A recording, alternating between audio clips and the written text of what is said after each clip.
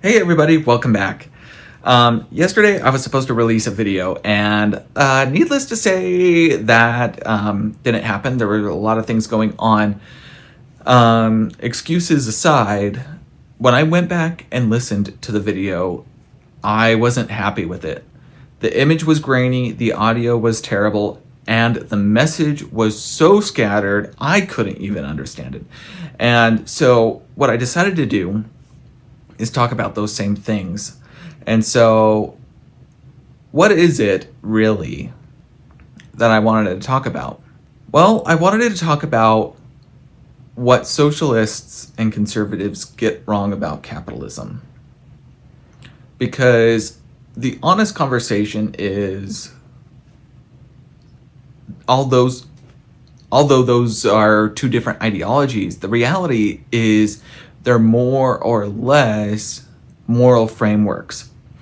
And once you pull back that, then we look at the real economic backbone, right? So the economic backbone is also socialism and capitalism. Both, I believe, cannot exist without the other. And I'm going to tell you what I mean by that here in just a minute. Because oftentimes you'll hear from conservatives saying, capitalism has pulled more people out of poverty. On the left or in socialist circles, you'll hear things like, no, you don't need capitalism because it leads to greed. Here's a little history lesson. A lot of people don't realize that Abraham Lincoln and Karl Marx were in constant communication with one another. In fact, when Abraham Lincoln won his second bid for the White House, all the way back in the mid-1860s, Karl Marx wrote him a congratulatory letter praising him for putting working class people first and labor and making sure that people are being treated fairly, and for also trying to make things fair by getting rid of slavery. What ended up happening, everyone knows. Unfortunately, his life and his second term were cut miserably short. And with all of that, it led to turmoil within the US and things that never got resolved.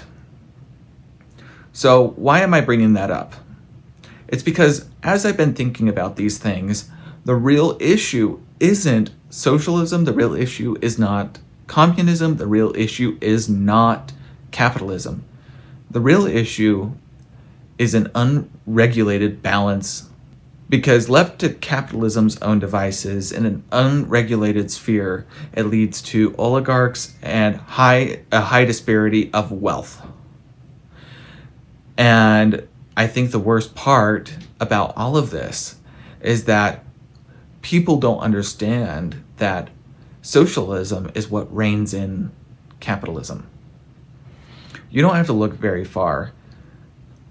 Abraham Lincoln never called himself a socialist, but you fast forward to around the Gilded Age, maybe a little bit after, every single Republican that came forward had social ideas that didn't just benefit working class people, they lifted and elevated the working class lifestyle. An example of this is President Truman, of all people, passed a 98% wealth tax in his administration. That was later reduced to a 92% tax over the years. And by the time we get into Ronald Reagan's administration, that got pulled back all the way down to 48%. The idea is simple. You allow for people to take more of their money and then pay their workers more.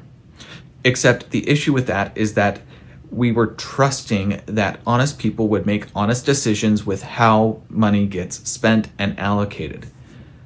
Unfortunately, that money was not spread across fairly, and there were no regulations or frameworks set telling business owners where that money was supposed to go. What does that lead us to? That leads us to the Walmart CEO in 2024 making $26 million. And the average worker at any Walmart location barely scraping by with approximately $40,000 a year on average. That is average. Obviously, people will make less. But the worst part is that with socialism and you remove capitalism, all you have is bureaucracy and red tape, and then no one can start a business. So you need to compromise on both fronts. A lot of people will say that you can't compromise with stupidity. I agree with that. But when you're not allowed to build your own business the way you see fit, and then you're taxed for it just starting out, you're bleeding so much capital you can't even get off the ground. That's why I truly believe that socialism is not capitalism's enemy, and capitalism is not socialist's enemy. They're like yin and yang. They need each other. Think about it this way. If you only have a good moral framework, right? Let's just say Christianity and Islam, right? The two primary domineering religious groups on the face of the planet, making up nearly half of the religious backing of any group across the globe. They're all based on the same Abrahamic ideal. Treat others as Jesus or God would want you to treat him. Well, the issue with all of that is that it discounts the other half of people. They exist and they have varying needs, beliefs, and values. But together, they make something beautiful. Socialism keeps capitalism in check, while capitalism allows people in the socialist framework in order to live a dignified life and build a quality of life that far surpasses anything under serfdom. But now, today, we are experiencing a repeat of the Gilded Age. But I don't believe that it started there. I believe that all of our issues can be traced back to the mid-1850s globally. There were so many different things happening at that time that led to the downfall of countless governments, ideologies, and cultural identities. Things got forgotten very quickly, whether it was the idea that people deserve to live a dignified life under freedom, or whether or not people deserve to have the opportunity to start their own business. All of these things are so correlated with each other that we lose sight today in the modern era. In 2025, we see more and more people realizing, what is this all for? I can't just work my entire life away. People are retiring at 65 from the trades with no back, no knees, no safety net, and then they get pushed out of the industries, especially here in the United States, when they become too expensive to take care of. As far as I can tell, there are two countries that buck the trend. People are going to argue that, China is going to take over the US. I don't believe so. People argue that India, if China doesn't, will be the next superpower. I don't believe so. And I'll get to that in a minute. But the two countries that I truly believe we need to watch are the ones that are actually trying to rectify the problems that they made themselves. They are basically admitting their own faults and trying to seek forgiveness by admitting to themselves that they've made huge grievances against the public. For example, these two countries are Canada and Mexico. So a good example in Mexico would be the license plate law. Back in the late 90s, a law was passed in Mexico City preventing people from driving with certain characters on their license plates. And the schedule would alternate every other day or so, whatever the circumstance may be. As time has gone on, those laws have been changed to the point to allow for green energy and renewables. So if you have an electric vehicle or a plug-in hybrid or even a hybrid, some of these people get to drive every day now. You look at Tijuana. The Tijuana River flows right out into the Pacific Ocean. And because of the strong current that rides up against the Pacific coast of North America, Americas, that brings all of that pollution north towards California, Washington, Oregon, and British Columbia. Mexico has been pumping raw sewage into that river for a long time.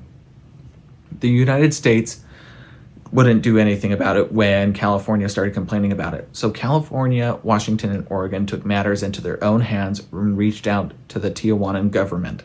And they worked with Mexican officials in order to clean up the waterway. It's not perfect. They still have a long way to go. But these things are happening, and they're trying their best to fix past problems that they have allowed to get out of hand. Look at Canada, for instance. Quebec was once considered the most corrupt province in all of North America. It was considered the most corrupt municipal district in the world for some long periods of time. Fast forward today, their tax system, albeit not perfect, has been mostly fixed. It is the highest taxed province in all of Canada. Between your federal Canadian tax and your provincial taxes and other local municipal taxes, you will pay an average of 44% in taxes. Compare that to the average American who, if you make $60,000 a year, will be taxed approximately 44%. The only difference is that in Canada, what does that get you? That gets you subsidized education. It gets you higher education at discounted rates. There are countless universities that are considered Ivy League schools in the country of Canada that allow you to take a lot of these programs that you would want in the States. For example, if you went to Yale, that's about a $90,000 a semester education. Well, in Montreal, there's a university that does exactly that.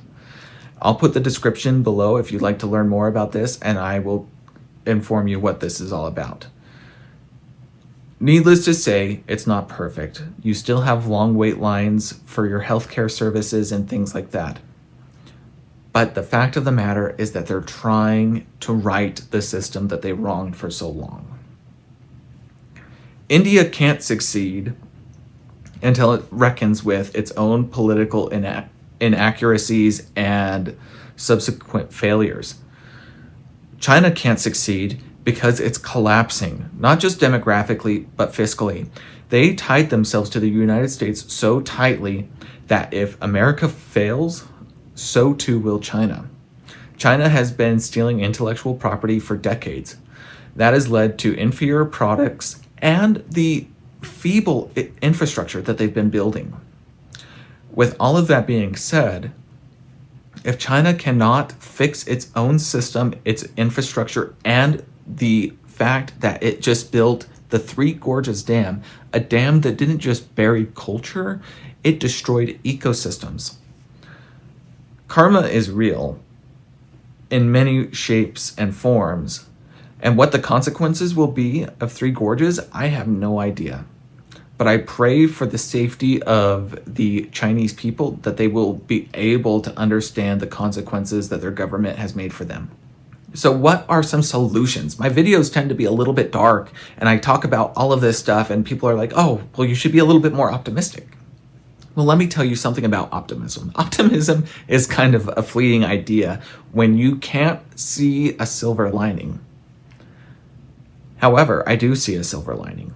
I don't think the US will completely fail. I think it will transform. It's going through its own metamorphosis, but nor do I believe it will continue to be the cultural powerhouse that it has been for the last 80 years. I think that that period of time is coming to an end. So what are countries going to do? Who is going to be the cultural leader? I truly believe it's going to be Canada and Mexico. Go to Italy or Greece, and you're starting to see little Mexican restaurants pop up right along the Mediterranean. You're starting to see Montreal become the absolute capital for video game distribution. Culture is what the modern era interprets as relevant, and video games are more relevant today than most TV shows and sitcoms were back in the 90s. They just made a Minecraft movie. When I was in high school, that stuff was in beta. Okay, maybe I just dated myself a little bit, but you get the idea. All of this stuff is really crucial to understanding how we interpret what the future will bring.